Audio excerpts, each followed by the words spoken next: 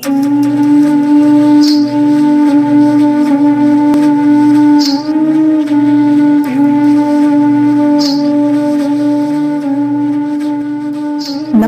दोस्तों, आज हम जानेंगे श्रीमद् भागवत गीता के विषय में, वो भी बिल्कुल ही सरल भाषा में, क्योंकि श्रीमद् भागवत गीता के 18 अध्यायों में छिपा है जीवन के हर सवालों का जवाब। सभी ग्रंथों में से श्रीमद् भागवत गीता को सबसे महत्वपूर्ण माना जाता है, क्योंकि इसमें मनुष्य के जीवन का सार है और इसमें महाभारत काल से लेकर द्वापर काल में श्री कृष्ण की सभी लीलाओं का वर्णन किया गया है। इसकी रचना महर्षि वेदव्यास जी ने की थी। भगवत गीता पूर्णतः रूप से अर्जुन और उनके साथी भगवान श्री कृष्ण के बीच हुए संवाद पर आधारित पुस्तक है। गीता में ज्ञान योग, कर्म योग, भक्ति योग, राज्य योग आदि की बहुत ही सुंदर ढंग से चर्चा की गई है। गीता मनुष्य को कर्म का महत्व समझाती है। गीता में श्रेष्ठ मानव जीवन का सार बताया गया है।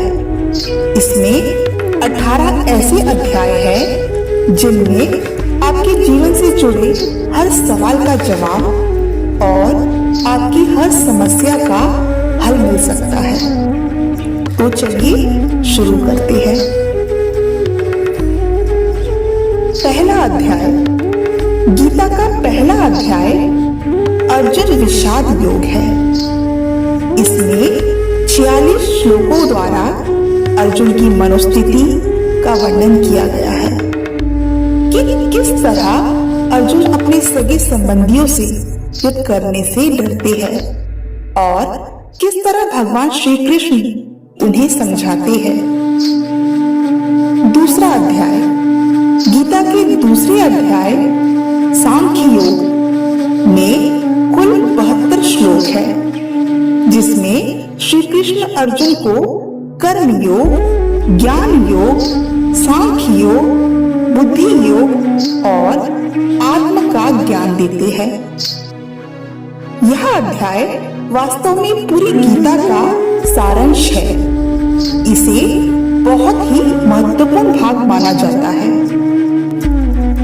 तीसरा अध्याय। गीता का तीसरा अध्याय कर्म योग है। इसमें 43 श्लोक है। श्री कृष्ण इसमें अर्जुन को समझाते हैं कि परिणाम की चिंता किए बिना हमें हमारा कर्म करते रहना चाहिए। चौथा अध्याय ज्ञान कर्म संन्यास योग गीता का चौथा अध्याय है, जिसमें 42 श्लोक है। अर्जुन को श्री कृष्ण बताते हैं कि धर्मपरायण के संरक्षण और अधर्मी के विनाश के लिए गुरु का अत्यधिक महत्व है। पांचवा अध्याय कर्म संन्यास योग गीता का 5वां अध्याय है, जिसमें 29 श्लोक है। अर्जुन इसमें श्री कृष्ण से पूछते हैं कि कर्म योग और ज्ञान योग दोनों में से उनके लिए कौन सा उत्तम है। तब श्री कृष्ण कहते हैं कि दोनों का लक्ष्य एक है, परंतु कर्मयोग बेहतर है। छठा अध्याय आत्म संयम योग गीता का छठा अध्याय है, जिसमें 47 श्लोक है। इसमें श्री कृष्ण अर्जुन को अष्टांग योग के बारे में बताते हैं। वह बताते हैं कि किस प्रकार मन की दुविधा को दूर किया जा सकता है। 7वां अध्याय ज्ञान विज्ञान योग गीता का 7वां अध्याय है, जिसमें 30 श्लोक है। इसमें श्री कृष्ण निरपेक्ष वास्तविकता और उसके भ्रामक ऊर्जा और माया के बारे में अर्जुन को बताते हैं। 8वां अध्याय गीता का 8वां अध्याय अक्षर ब्रह्म योग है, जिसमें 28 श्लोक है। गीता के इस पाठ में स्वर्ग और नर्क का सिद्धांत शामिल है। इसमें मृत्यु से पहले व्यक्ति की सोच, आध्यात्मिक संसार अथवा नर्क और स्वर्ग को जानने की राह के बारे में बताया गया है। 9वां अध्याय राजविद्या राजगृहा योग गीता का 9वां अध्याय है, जिसमें 64 श्लोक है। इसमें यह बताया गया है कि श्री कृष्ण की आंतरिक ऊर्जा सृष्टि को व्याप्त बनाती है, उसका सृजन करती है और पूरे ब्रह्मांड को नष्ट कर सकती है। 10वां अध्याय विभूति योग गीता का 10वां अध्याय है, जिसमें 42 श्लोक है।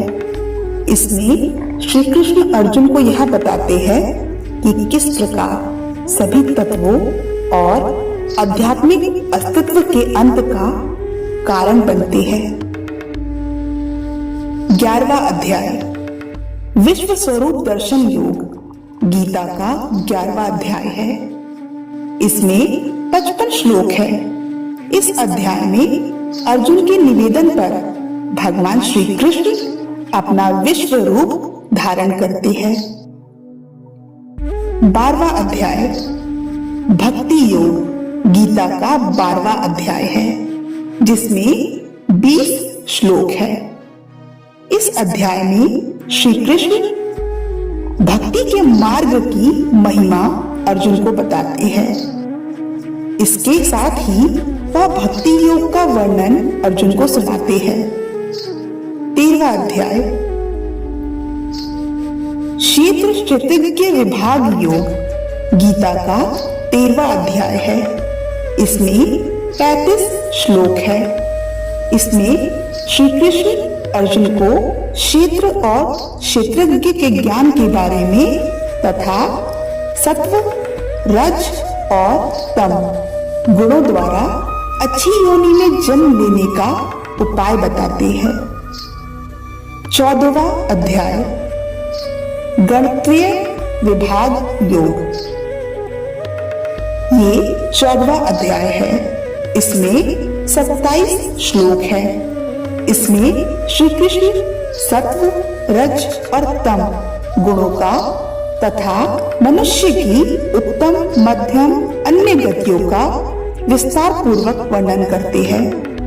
अंत में इन गुणों को पाने का उपाय और इसका फल बताया गया है।